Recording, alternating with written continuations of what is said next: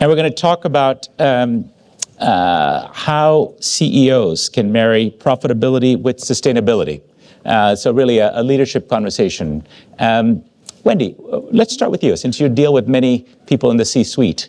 The sustainability topic back in the days of CSR was seen as something of a ghetto. The boss would make some sort of green promise and then would give the job to Buggins, who was in charge of CSR, and Buggins would be off in some cubicle somewhere trying to put out colorful reports and persuade people that the company's doing the right thing. Now, clearly, the role of the CSO and those in charge of this topic is elevated. Can you tell us a little bit about how the actual role has changed and how the CEO and the board engage with this topic now? Well, let me pick up where some of the last conversation left off, right? I mean, we are in a crisis, a climate crisis we've talked about, but I'd like to expand the conversation. What is it about going on with biodiversity? There are so many things we have to grapple with, and we have to grapple with them at speed and at scale.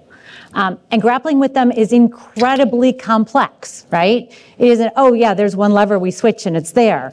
It actually involves every piece of the organization. When we're thinking about organizations and corporate organizations or investors, it's really every piece of the organization that needs to change in some way. It's not just, oh yeah, procurement needs to do things differently with the suppliers, or we need to do things differently with our assets and our footprint and our scope 1 and 2 carbon, right? The changes that need to be made to deal with the crisis we're in with climate, biodiversity, and everything else permeate every aspect of an organization. And they can't even be dealt with within the walls of an organization. Right? They require new kinds of partnerships, either with suppliers, sometimes with competitors. How do we actually move the whole industry? How do we level up the playing field? How do we actually create new partnerships in supply chains? Right? We're hearing things only scale, they only get big, they only actually act at the magnitude we need if they're actually completely scaled. Well, that only happens when things are economic and the value is there for everyone. Well, how do you get the value there for everyone? Sometimes it works. And other times it doesn't make sense. And you need those public-private partnerships that we were just hearing about this morning. You need partnerships across your supply chain. We did some very interesting analysis about supply chains and value chains. And, there will be individual steps in a value chain where it does not make sense. The purchase of zero carbon steel may be 50% higher than the purchase of steel with carbon in it. But if you work that through to the price of the car we were talking about, it's a 1 or 2% difference. Right? When you think of all the options on a car, it may not even see it, right? But that requires those partnerships, massively complex. So for something that permeates an entire organization, all of the functions, and something that is so complex and requires these new technologies, new partnerships, right? That is a C-suite level challenge. And it's something that the CEO needs to own and the CSO needs to own and every other business leader actually in any organization needs to own. And it needs to permeate everything that all of us do. And it needs to, frankly, ultimately permeate in ways that we don't even have to think about it. It happens naturally. But now we're at the stage where we have to actually work really hard to make any of that work. Can you give us an insight into whether this is seen as a risk mitigation exercise by, the senior leadership, that we need to do this because otherwise we're going to have some problem, whether it's in disclosures with the SEC or with activists on our back, cover our behind, as it were, versus those companies that you find actually see this as a profit opportunity. I mean, it'd be fantastic if, it were to be always profitable. It's not always. Some things require investment. Some things are worth doing in their own right, even if they cost money. But there was a moment when people said ESG will be much more profitable. And then we found actually in practice, there was something of a reversion to mean, right? The returns almost predictably did not turn out to be outsized forever by doing the green thing. And so where are we now at the pendulum? Well, guess what I would say is the value is there, right? Doing what green thing, right? Yes, things are returning to the mean, but for the companies that are pushing the leading edge, right? The companies that are actually doing the innovation, I actually think we are seeing the value, and value comes from many different things, right? We all know that getting carbon out, at least getting large chunks of the carbon out of an organization, can actually take out cost. So we know that the value is there, right? Sometimes we have to work harder for it. There are growth opportunities, right? One of the things we're finding in a lot of segments, and especially in the consumer products, is, the value isn't always there when it's standalone. This is the most sustainable product and we want all the consumers to pay up for it. No, that doesn't usually happen. However, when you start bringing the benefits together and pairing the attributes, right, then the value can be there. And there are times consumers do pay up for combinations of things that actually matter. And that's how you're mainstreaming the green and you're actually embedding this and actually capturing.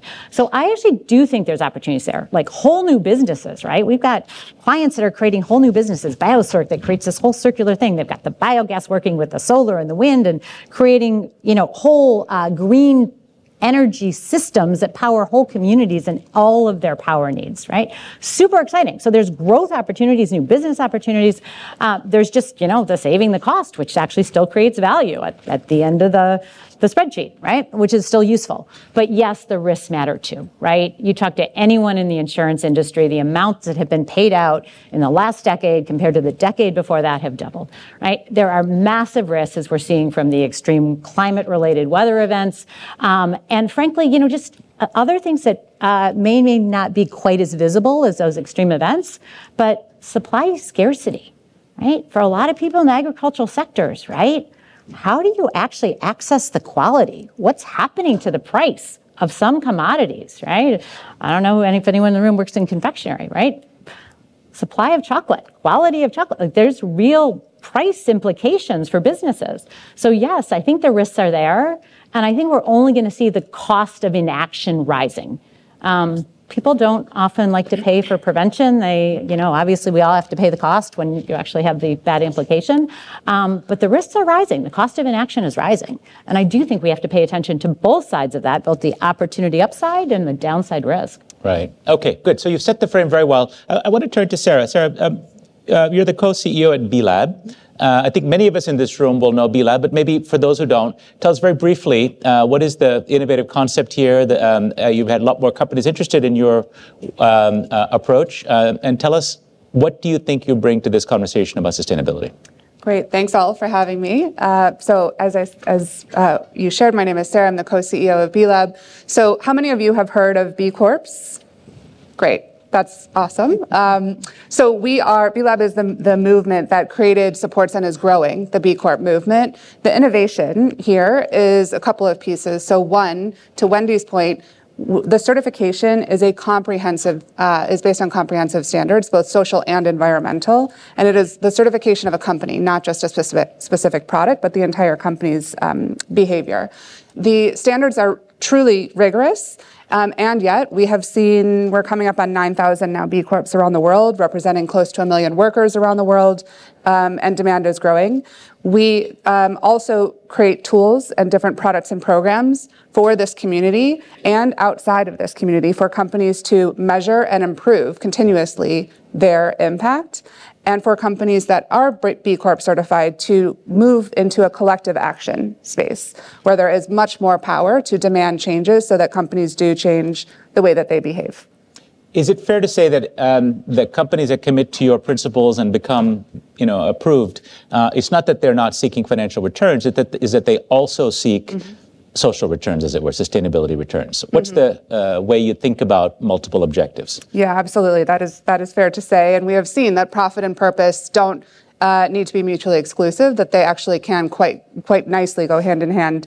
And you may have something to share on that, I don't know.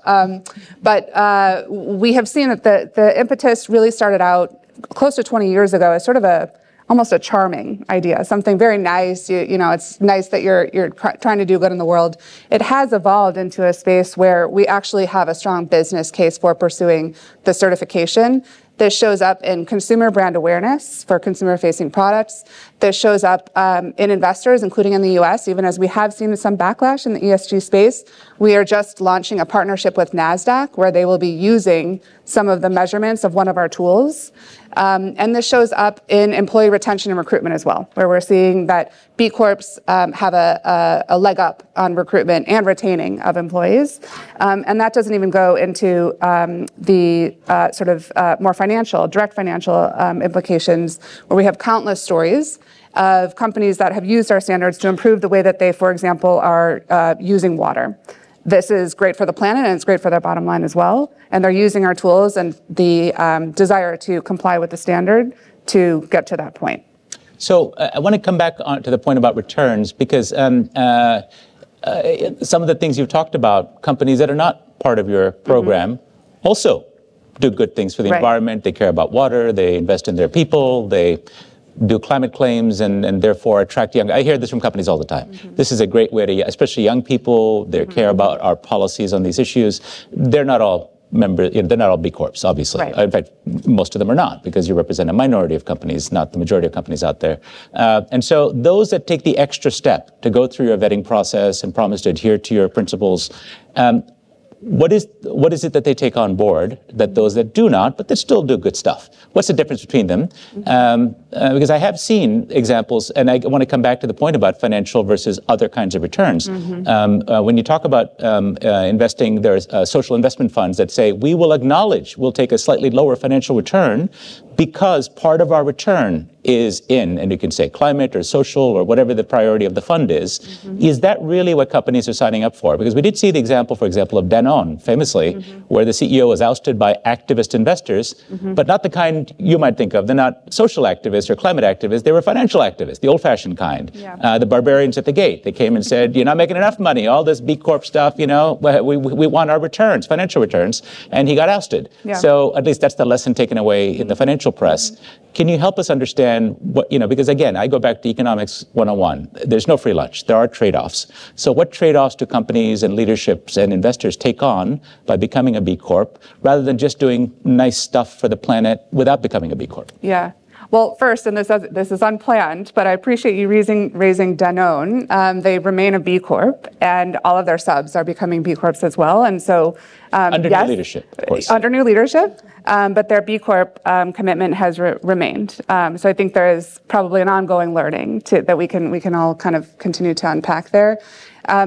B Corps are sort of proof of concept. We are an economic systems change organization. We are focused on moving the economic system from one that prioritizes shareholders to one that prioritizes stakeholders, and obviously that includes the planet. B Corps are companies that have raised their hands, often because of CEOs or CSOs, and have said, we want to help prove this concept. We want to prove that the economics make sense here, and we want to be a part of agitating for ongoing action in this space. And so in some cases, it doesn't always. There is an upfront investment. It may not be a purely economic choice. We are seeing more and more that it is becoming an economic choice. There we talked about the risk of inaction. That is something that we're hearing more and more about, specifically in certain commodities. And so I think this is, every B Corp, has a different story, a different reason for wanting to join. But I think what we are focused on is understanding that the role of business needs to shift, and that what good business looks like also needs to shift, and that needs to take into account all externalities, including stakeholders and including our planet. How do you see that? I see you're chomping at the bit to get in here. Because thanks for having us here. Nespresso is as well a B Corp. No, we just got B Corp certified a couple of years ago, and was that difficult? Did you have to make some changes in your practices? Yes, but I think the fact that we got certified as well speaks a little bit to we've been investing in sustainability for the past 30 years, right? Should I have it on or it's not working? Okay. So we have been investing in sustainability for the past 30 years. But going into B Corp or becoming a B Corp was extremely difficult. No, give an example. What was a challenge you overcame? Well, the challenge is just going through the very rigorous metrics that you have to put and the data you have to provide, and at the end of the day, that data and those measurements turn out into a positive, let's say, scoring, as B Lab does, in order for you to be able to claim that you're a B Corp. But to me, the most important part is it provides. It's not about being a B Corp for the sake of having the B Corp name, right? Yes, we do place B Corp in our packaging. If you go into our boutiques, you will see B Corp on the door. But it is more important what it does for us internally. In one way, it is a source of pride for our employees. For us, it provides a roadmap, a clear roadmap of the areas where we are strong and we have to continue to strengthen. But more importantly, those areas that potentially those areas that we know that we need to improve. And in many cases, going through this very rigorous assessment, you may find areas that you didn't know you'd have to focus based on how you were doing business. Give us an example. Right? What do you mean by this? I can give you just a very simple example, because you can have global measurements of what you're doing and what is the impact that you're doing, for example, at farm level. Right. And you can see the trends where you can go, or you can go at local level or at regional level, depending on how you're measuring. And you can say, look, there's even just social impact opportunities, volunteering opportunities of what you can do, what you're doing in terms of the energy uses of the waste management, even as something as simple as within your offices, not the waste management that you're doing maybe at global level, no? And that really allows you to focus some of your energy or your resources in improving those areas where potentially you're not participating in the natural way you're doing business. But as well, it provides a measurement framework to lean on and to improve as you're moving forward, right? So I want to ask my audience to remind you, please do put in your questions in the Slido. I'll look at them as you send them along.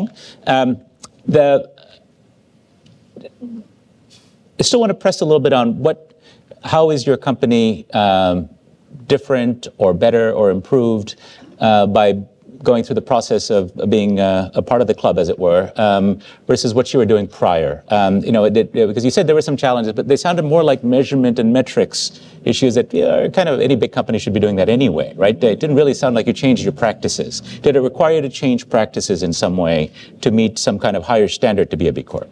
To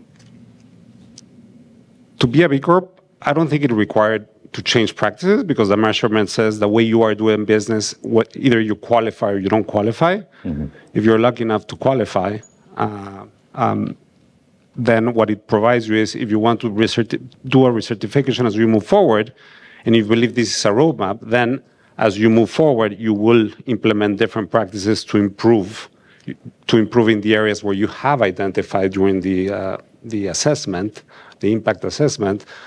You will have to invest and change certain things of how you do business as you move forward, right? So we're a new B Corp, if you like. B Corp provides you, in order to stay as a B Corp, you have to recertify yourself every 3 years. We will get into the process of doing that.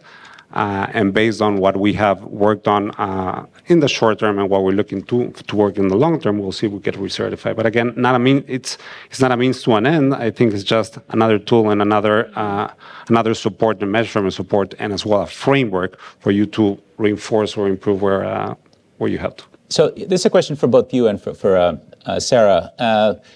Is there a particular challenge when a company as big as yours, a multinational, right, one with a significant global presence, joins what I think even, Sarah, you talked about in the early days? It was sort of seen as a charming, artisanal, almost a cute thing to do, right? Because there was a challenge given to your company from a group of, I think, coffee outfits that were part of B Corp in the Pacific Northwest, and they were charming, they were cute, and they had sort of really built up a bit of a business being B Corps, and then the big Goliath in their industry comes along and also becomes a B Corp, and so they did challenge you, saying, hey, your supply chain is not transparent, or you're an extractive company unlike us, we're the nice ones.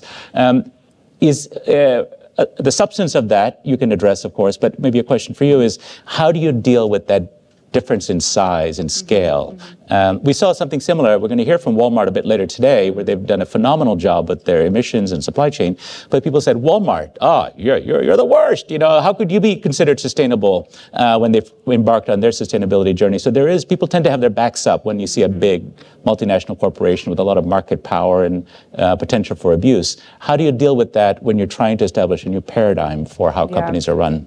It's a great question. It's one actually that's been studied. There was a piece that just recently came out in the Harvard Business Review about this sort of paradox that we are quite intentional about. So companies like Nespresso, they have to meet the standards. They don't meet different standards. They have to meet the same standards. They go through the same level of rigorous process.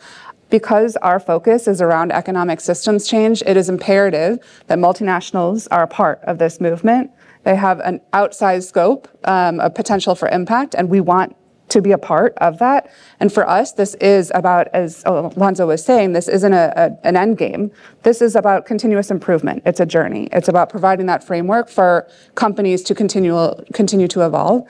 If we don't include large companies in this movement, we risk not being able to shift this paradigm as we're hoping to do. So if you want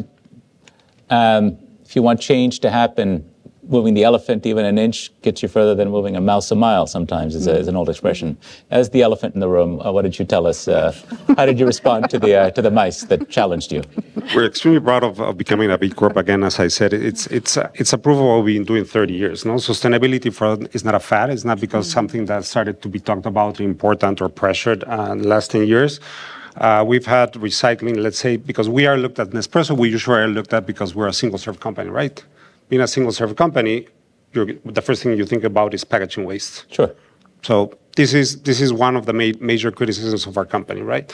When you look at we do LCAs as well, life cycle assessments. When you look at the life cycle assessment from bean to cup and to, let's say, disposal of your end cup, people will think about single-serve capsules. The majority of the impact in a life cycle assessment of coffee is at farm level. And at farm level, more than 20 years ago, together with Rainforest Alliance, we started a AAA program which works on 3 levels: productivity, quality, which in turn turns to higher price premiums for the farmers. We procure directly, not in the market, directly from 150,000 farmers across all the coffee producing regions, and we give them technical assistance through agronomists on the ground in partnership with TechnoServe. And what that provides is you provide higher yields, you provide more resistance for your coffee, you provide a higher quality coffee, you get paid price premiums. But we do that as well, taking care of the environment and as well the livelihoods of farmers and communities where we work. So that's just an idea. When we're criticized, that's the biggest impact. And that's where we're working hardest, and I think where we are at best. But the second biggest impact is at home, is how you and I all consume coffee at home. The amount of energy, coffee, et cetera, that you use, the amount of water that you use, and our systems, the way we see them apart from being single-serve, is precision consumption, right? So at the end of the day, with our systems, you use the right amount of energy, the amount of water, and of coffee, opposite to what is a coffee pot, right? Which uses more water, uses more coffee, and far more energy than what you need to produce a cup of coffee. And then it's the end of life.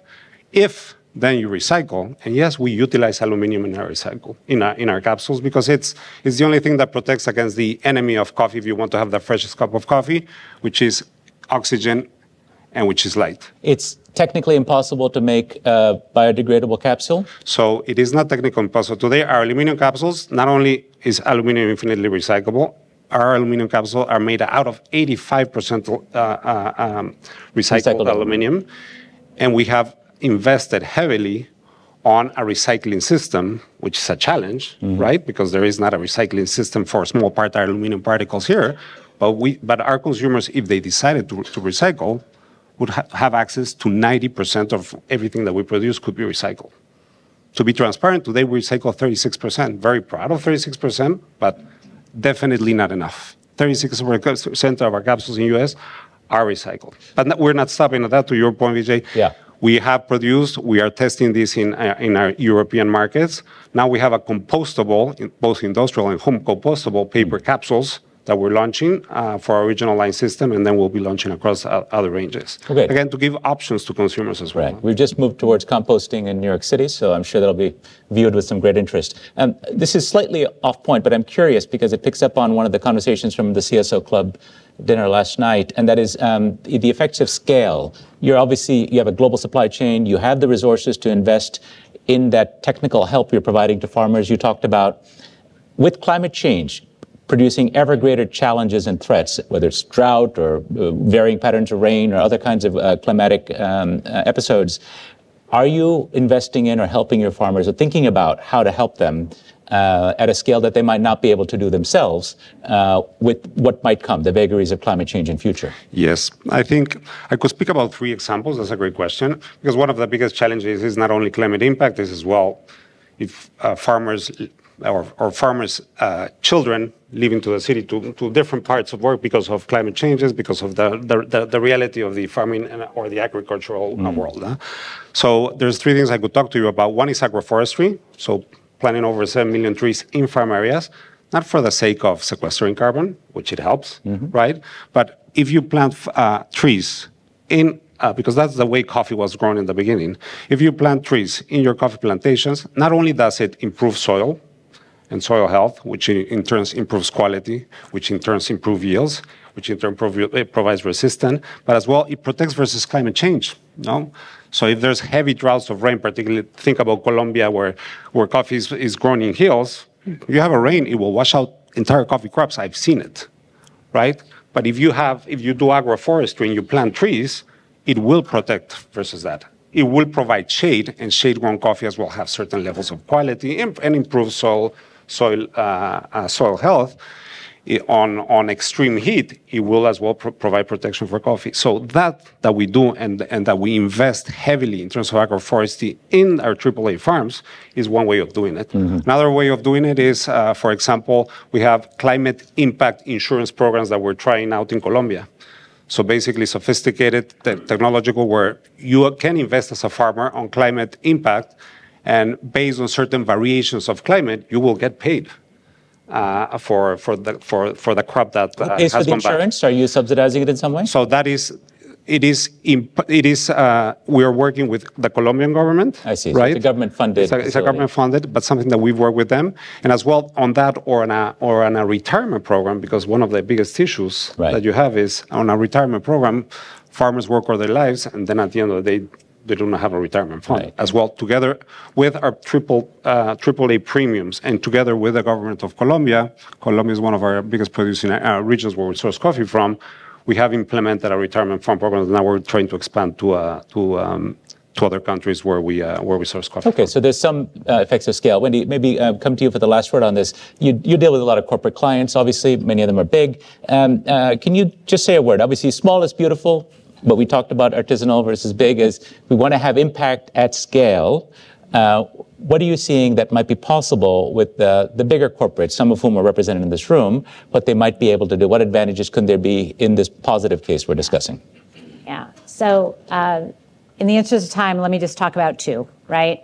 I think a lot of the larger companies do have the ability to lead the way with some of the investments that we were talking about earlier. One of the things that we've actually helped catalyze is something called the First Mover Coalition. Who are those companies that because of their position, because of their scale, are in a position to be able to invest ahead of the curve, sometimes when the technologies are still more expensive, often doing it in consortia so they can push the price down as much as they can to get even more scale on the thing. But how can they lead the way in actually driving down the green premium, as some people call it, and finding ways for all of us to be able to have the most economic ways to make things as green as possible. I think there's a lot that large companies can do in leading the way on those adoption at scale of the technologies that are not yet perfect in their economics or totally leading in their economics. The second thing that I would say that large companies can do is actually, level up the entire ecosystem, right? I think, Alfonso, what you're giving is great examples of ways that large companies are supporting those small shareholder farmers, right? Who are the base of our agricultural system and our food system wherever they are in the world. One of the things that we did as BCG in partnership with WWF was something called OpenSC, Open Supply Chain, and creating blockchain technology to verify either sustainability claims or some of the social claims about fair wages being paid to farmers and things like that. Sustainability claims around that, you can prove that fish is sustainably caught and the QR codes go on the packaging all the way to the consumer, right? What large companies are willing to do when they fund things like that, and there were some large retailers willing to fund some of that so that they could put QR codes on their packages for their consumers, actually levels up the entire ecosystem around those types of products. And the role that large companies can play when they engage their supply chain and when they think forward in terms of not just in the short term what's economic, but what is going to be economic over a slightly longer period of time, when most of these large companies still very much want to be in business and operating profitably, matters a lot. Great. I think we've heard quite a robust argument put forward by our three speakers. Will you join me in giving them a round of applause for the world of B Corps? Thank you. Appreciate it. Thank you. Thanks, Wendy.